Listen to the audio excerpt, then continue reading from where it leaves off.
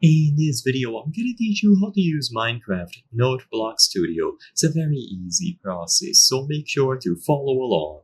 As the name suggests, Noteblock Studio is a tool that allows you to create songs using the note blocks inside of Minecraft, and you can make custom MP3s, you can use schematics to bring them inside of the game, and you can import specific files to be used as the template.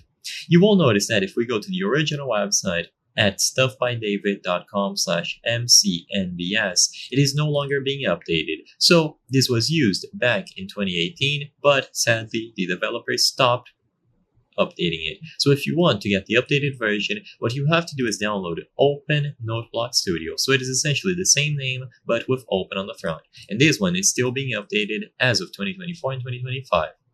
But if you try to click on this link, it seems like it is dead. So what I recommend is that you just look for OpenNBS on GitHub. And when you arrive at this page, you will be able to download it.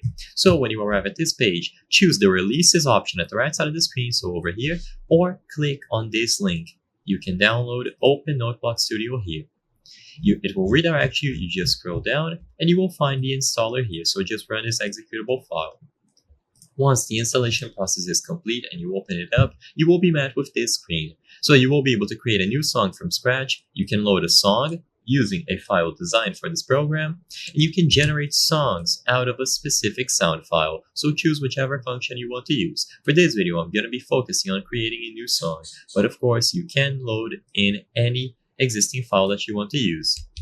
When you choose the option to create a new song, you will be given this empty timeline, and now you are able to drag specific keys into the timeline here. You can click anywhere on the screen, so left click to add a note, and you can use right click to remove it. You can add notes, arrange them, you can change the particular sound that they will be making, and there is a lot to explore. Sadly, I cannot cover every single detail in this video, but you will have sliders for the tempo, the volume. You can control the sides here, and everything will be available for you to manage. You can change the layers up and down, and once you are satisfied with your creation, you can go over to File at the top left to save it, and most importantly, export it as an MP3 or schematic. This allows you to load it up inside of the game itself. So if you choose Export as Schematic, you can use it in conjunction with this schematic mod to load it into your world.